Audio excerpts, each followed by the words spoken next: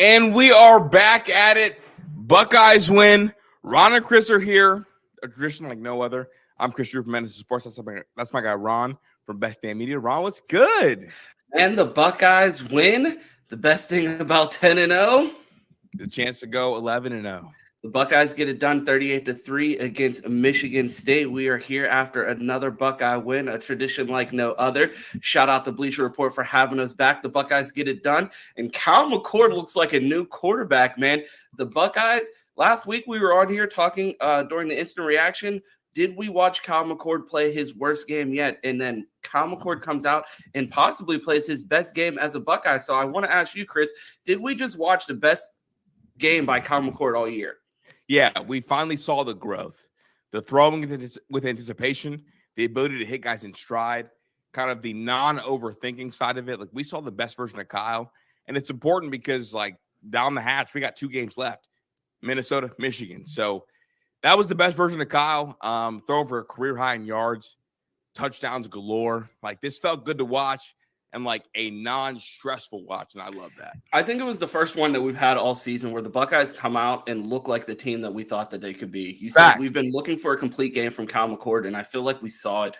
We saw the offense get off to a hot start, and we saw this team look like the team we thought they could be all year. Is this team that can jump out on teams and get ahead when this defense is getting stops early, and I think we saw that. It was an enjoyable watch, and man, we talk about how valuable these Saturdays are and how important it is to get these Buckeye wins and enjoy them because we only have a few of them each year. So getting this win was great, and it was a fun watch.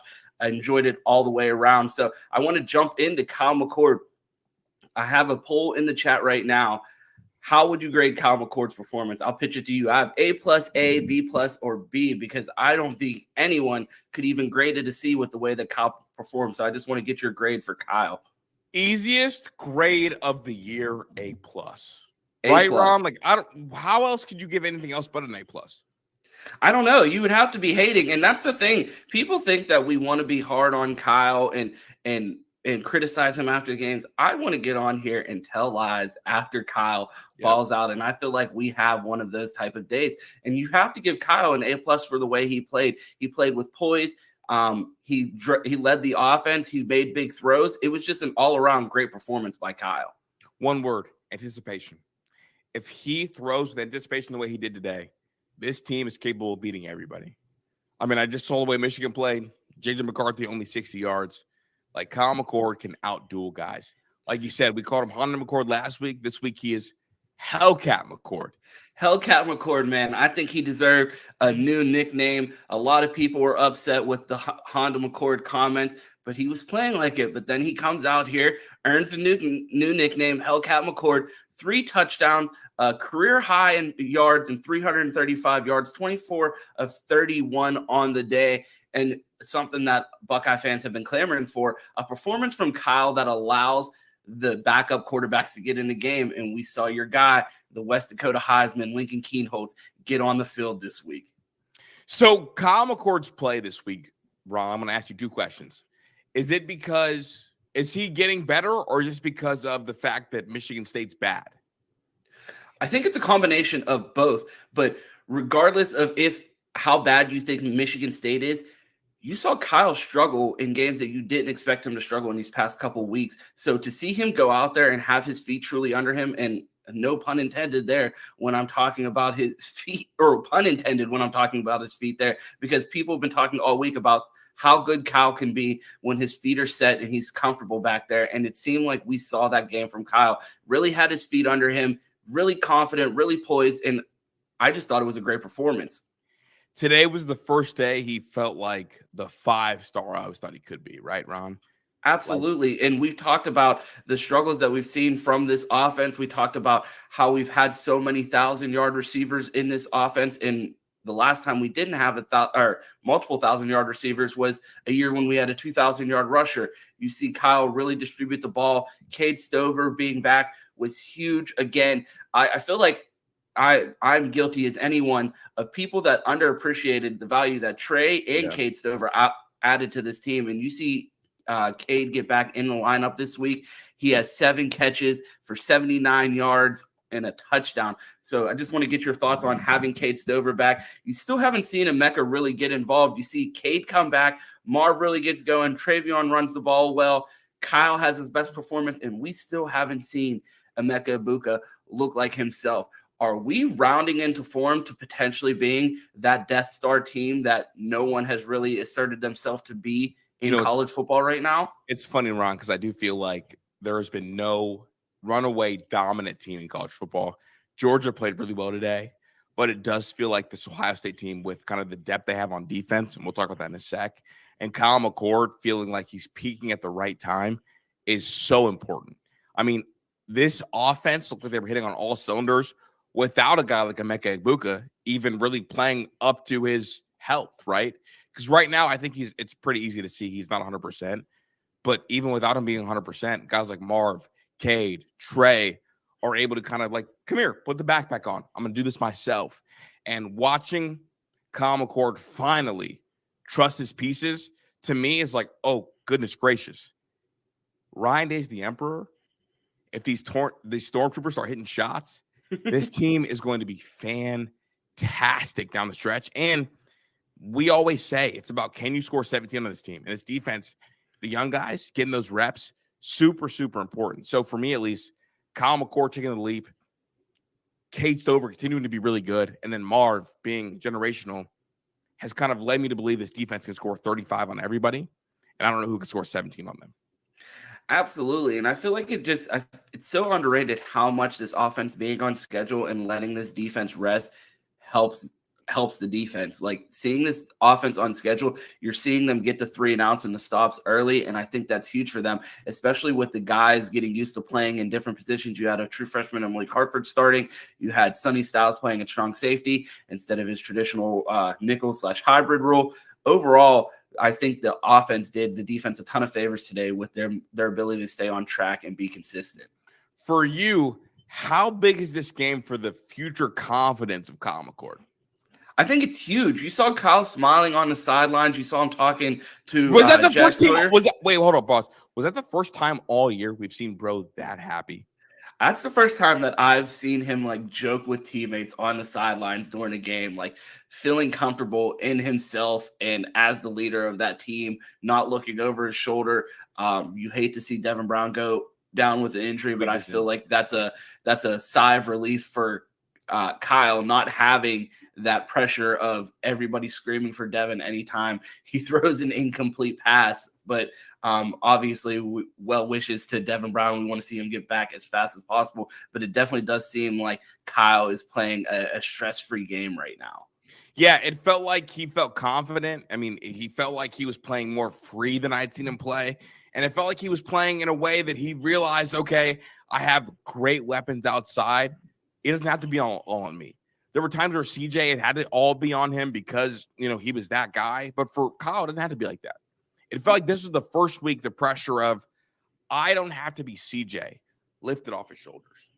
And we saw it. And so for me, at least, this kind of performance and this kind of confidence, I don't like to say it. I hate to say it, but bro, we could see Kyle McCord in New York.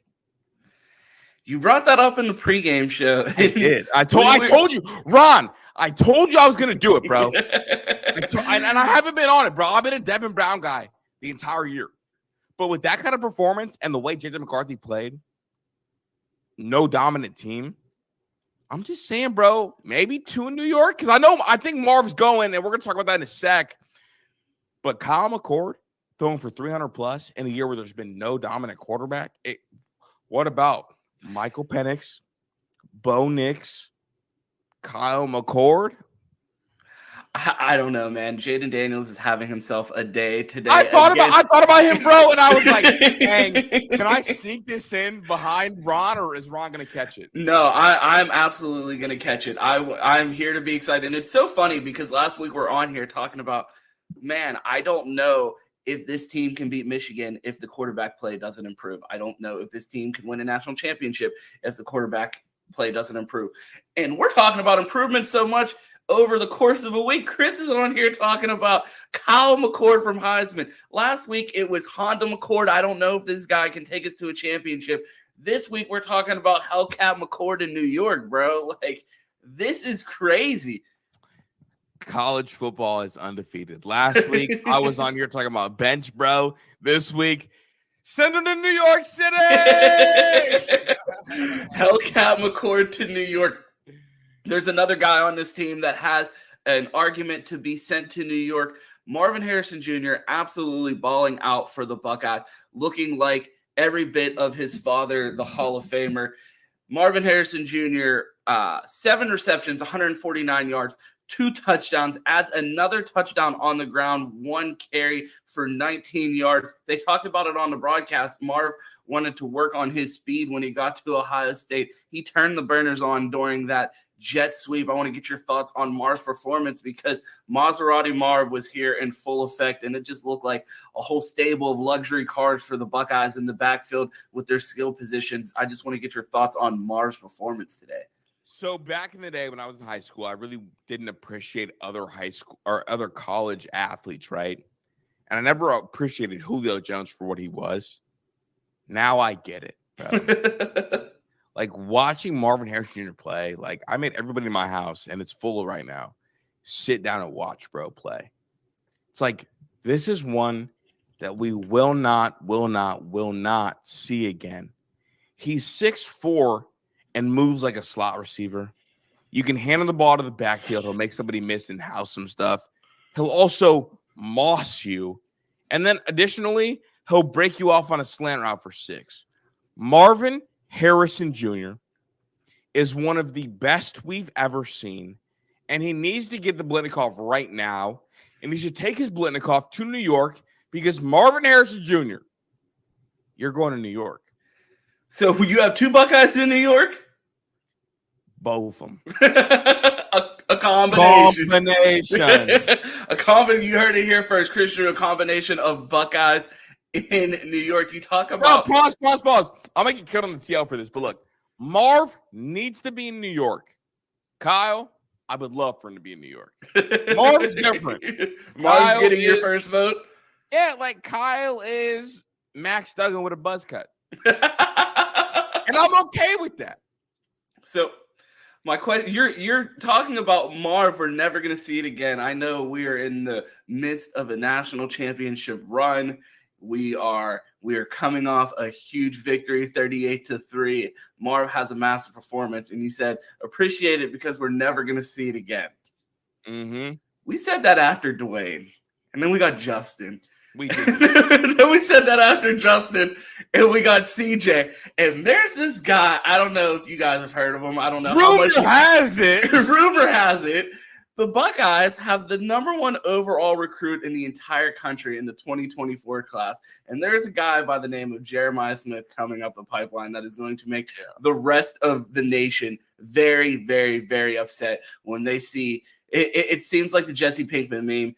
They can't keep getting away with this because it seems like the Buckeyes just reload, and I feel like they have another freak show coming to Columbus. And Jeremiah Smith, every bit of 6'4", probably the same size as Marvin Harrison Jr. as far as athletic build at the moment, and he's a track star in the 110 hurdles. You know I'm here to push my South Florida Express propaganda. You have Carnell Tate and Brandon Ennis on the team, and you have Jeremiah Smith, the #1 player in the class, coming to Ohio State. So I wouldn't etch it in the history books already as him being the greatest of all time because we got even more coming. And we did the show already, the Marvin Harrison Jr.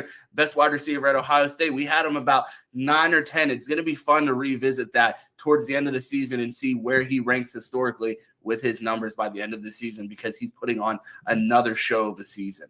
Bro, as Ohio State fans, like we are the kids and the grandkids of Steve Jobs. That's how rich we are because after Marv, it's Jeremiah. After Jeremiah, it's Chris Henry. After Chris Henry, it's Jet Harrison.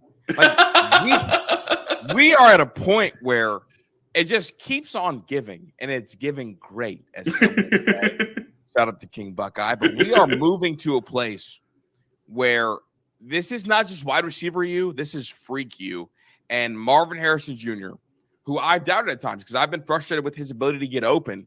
He gets open, he makes big plays, and it feels like the combination of him and Kyle is going to be what beats everybody if we are to beat everybody. So I'm just, again, thrilled we have him.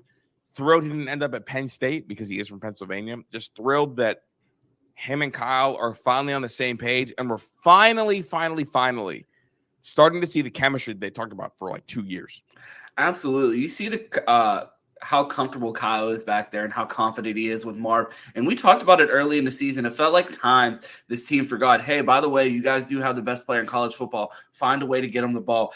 When I think about teams like having a generational type talent in college and them just force feeding them the ball, I instantly go to Amari Cooper at Alabama. Yep. I would just sit there and think like, wow, they go out of their way to get this guy the ball almost every play. It seemed like every play was schemed up to him, and they would find ways to hand him the ball off or pass him the ball. So it was crazy the amount of touches they were able to get him, and I would love to see a type of attack like that with Marv here at Ohio State and them find more ways to get him the ball. It felt like that was the case earlier, Ron. I don't know how you felt, but it felt like they were trying to get him the ball early and often, kind of on the out route, and then on the reverse or the little pop back to him, and then the slant. It just felt like Ryan Day knows. Like, is Kyle McCord CJ? No. But Marv is getting better and better and better. So we're going to make sure we get him the ball because he's 6'4" and runs like Odell Beckham Jr. Absolutely. There's another guy on the offense that's living up to every bit of his ranking and hype. TreVeyon Henderson has looked like an absolutely new back for the Buckeyes. We are seeing him run with a level of patience and vision that we have not seen at any point in his career.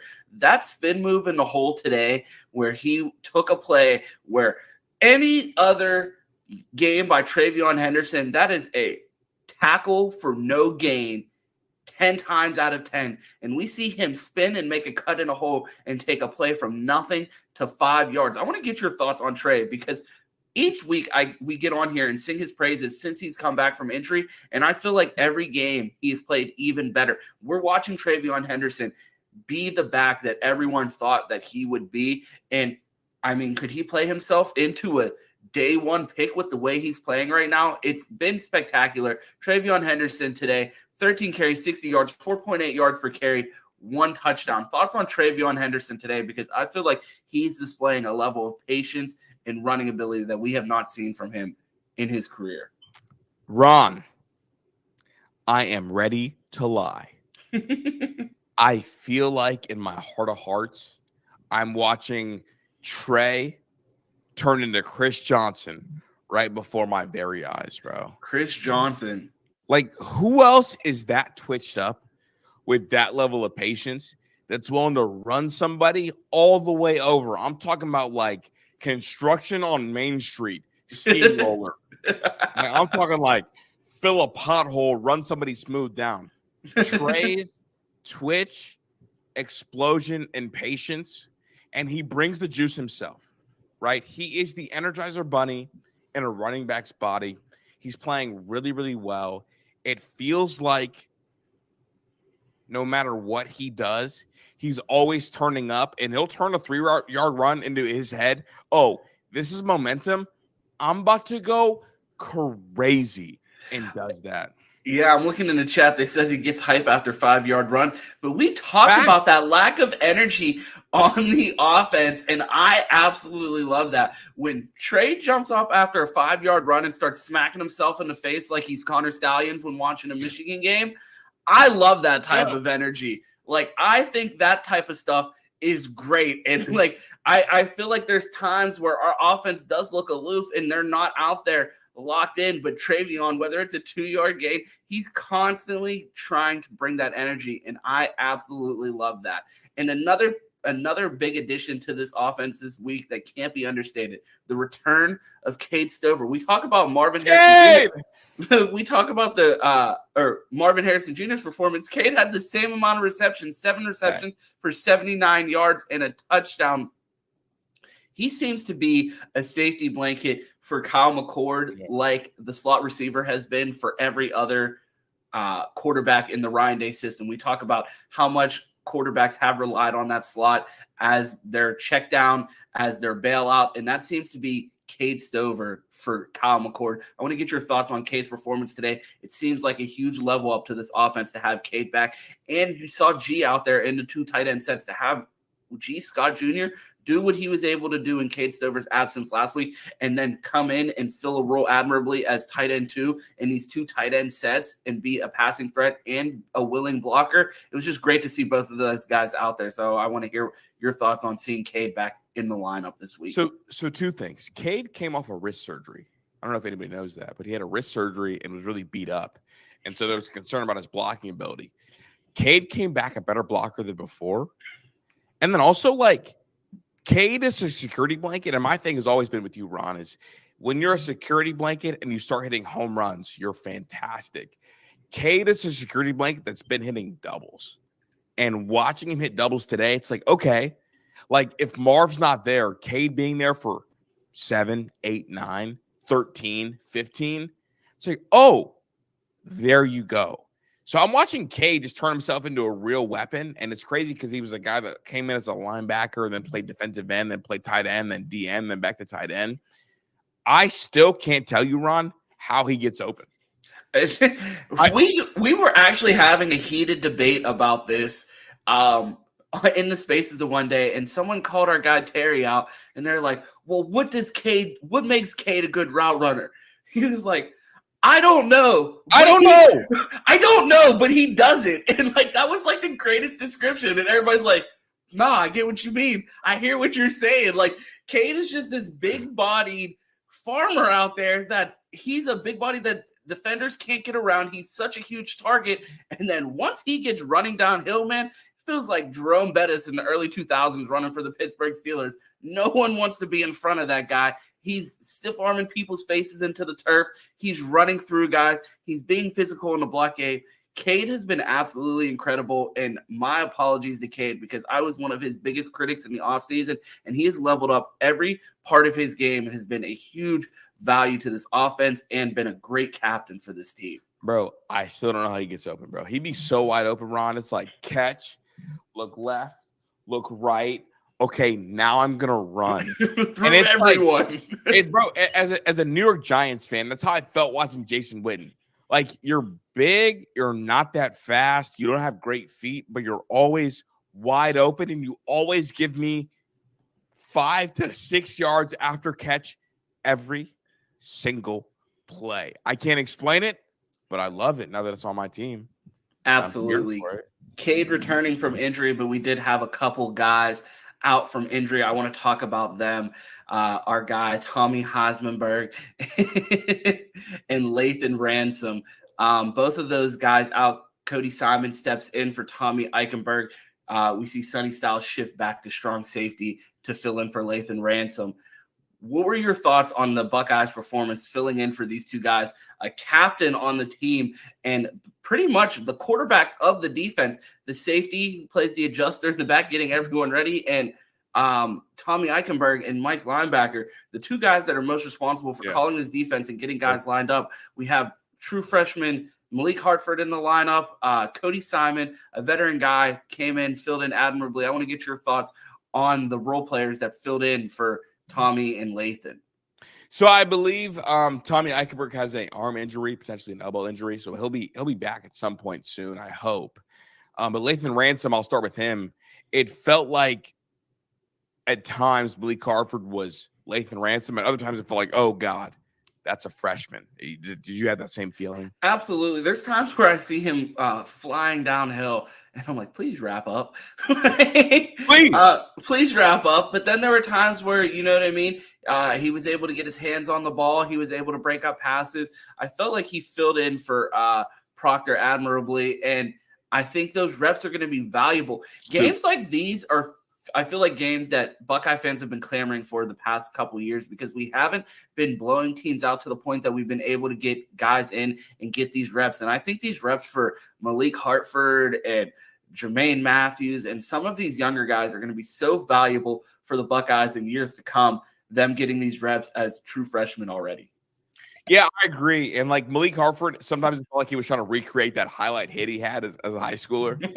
Absolutely. Like, Malik, I love you, bro. Like, you're an Ohio kid. You're at Ohio State living your dream. I don't need you to recreate that hit. I need you to keep making plays so I can live for you on camera. Right? Absolutely. But and even with the slight criticism, I mean, I still think they played well. I mean, the Buckeyes only give up 3 points, and I feel like that's how great this defense is, that they give up 3 points, and you're talking in the postgame about, man, our true freshman played great on this defense that didn't give up more than 3 points, and I still think he can play even better. Yeah, no, it's big. Like the fact of the matter is this. He can play better games. He will play better games. And they still did a good enough job where he had, the one bad penalty. Other than that, he looked really good in the right places. Obviously, he missed the tackle, but he's a guy that I trust his ability to learn and grow because I've seen it before. So for him, at least, Malik Harford, I think that he's probably going to be Lathan or even better at some point. And now he's being forced into the fire a little bit earlier. So I like him. And the one thing that I don't worry about with him that I do with other DBs is that a lot of times freshman DBs don't want to get physical in the hole. I know that maybe he missed a tackle or two, but he will want to get physical in the hole because his game is centered around physicality. So the fact that that was what was missing today makes me feel like, okay, this is good because naturally he's a guy that's going to want to come up and really hit somebody. I want to ask you about some of the other guys on this graphic. Jordan Hancock, a guy that we knew was going to be an improvement from Tanner McAllister in the slot, and it was going to be an upgrade in this secondary. But I thought this was going to be a 2-year guy for the Buckeyes holding down that slot position. And the way he's playing himself into a day 2 draft pick at this point. Or bro, no? Yes. Bro, Jordan Hancock's perfect. Like he's been balling. Like it's like being in Northeast Ohio. It's like going from Chetty Osmond to LeBron, bro. Like he's perfect. Like no disrespect with Tanner McAllister, but Jordan Hancock is doing everything right.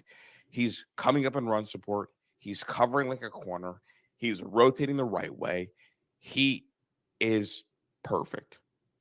I don't care. I don't care, Ron. Yeah, I think Jordan's balling out, and I'm going to have to apologize to Q, who I do the Buckeye roast with Monday through Friday. I will never apologize to Q, but Jordan Hancock is perfect. I have to apologize to Q. We got into a heated debate on the show, and I insisted that Jordan Hancock would be back, and Q insisted he would be a draft pick this year, and he is playing like a guy that will be done after this year. I hope he doesn't pull a Ronnie Hickman and declare 4 times before the end of the year, but I think Jordan Hancock will be gone after this year. And then I have to get your thoughts on the last guy on this graphic, Sonny Styles, playing in a different position with Lathan Ransom out. I feel like, again, we see the defense go out there and only give up 3 points. Michigan was able to hold Michigan State to a shutout. The Buckeyes go out there with 2 major injuries on the defense and hold them to 3 points. It seems like even with the injuries and people missing, the Buckeyes were able to get it done on defense. Your thoughts on Sonny Styles playing out of position today? I'm gonna take this somewhere you maybe weren't ready for. All 3 of these guys in the graphic are the reason Ohio State will beat Michigan. Simple fact of the matter. And Sonny, go ahead. Sonny's been good in coverage, but he's also always in the right spot, never out of position. And there are times where guys maybe beat him, but he's got significant speed and athleticism to kind of close gaps. But these 3 guys, their willingness to fit their head in, especially Sonny, and fill a run gap, are the sole reason, maybe the biggest reason, that Ohio State will beat Michigan by double digits. And when we went back and watched the tape from Penn State last year, one of the big reasons why we were so confident in the Buckeyes being able to get that win against the Nittany Lions was when we rewatched that game, the people missing tackles and responsible for explosive plays were undrafted free agents after the season last year and either are in the league on roster and fighting for spots or transferred to other universities. These guys are sure tacklers. And I feel like that mentality and hunger from the secondary has spread all the way to the corners. You've seen Davison Igbinosun, one of the more physical corners that we've seen at Ohio State in a long time. And then Denzel Burke, fully healthy this year, a willing tackler. You see him sticking his nose in it again this week and being physical. Overall, excellent performance by the Buckeyes. I had a great time watching this game. Penn State tried their darndest to ruin my day, so much so that I had to take a nap after that game. And I woke up and got to see my Buckeyes put on a display. My quarterback looked great. We have a new nickname in Hellcat McCord. Things are looking great for the Buckeyes. I'm feeling good on a Saturday night. Chris Drew, let the people know where they could find you. It has been a great time doing an instant reaction here on Bleacher Report. Appreciate them having us. Let the people know where they could find you. So real quick, the Penn State safeties are the reason Michigan had success today. Ohio State safeties are making those tackles. I'm Chris Drew. You can find me every single weekday at noon on Menace to Sports. I'll be there having a good time, but also just catch me with Ron. Wherever Ron's at, I'm at. Absolutely. You can catch us on Bleacher Report on Tuesdays, Thursdays, and Saturdays for the instant reactions after Ohio State games. You can find me on Twitter at 2Ts. It's 2_TEES. And then you can find me on the Best Damn Media YouTube tomorrow, our flagship show, Buckeye BS at 10 a.m. Monday through Friday at 8 a.m. for the Buckeye Roast. And, of course, on Saturdays, me and Chris Drew with the Best Damn College Football pregame show every Saturday morning at 10 a.m. Make sure you tune in with us. We appreciate you joining us for this instant reaction after the Buckeyes get a win over Michigan State 38-3. Have a good Saturday night. Go Bucks and OH. Shout out West to go to Heisman.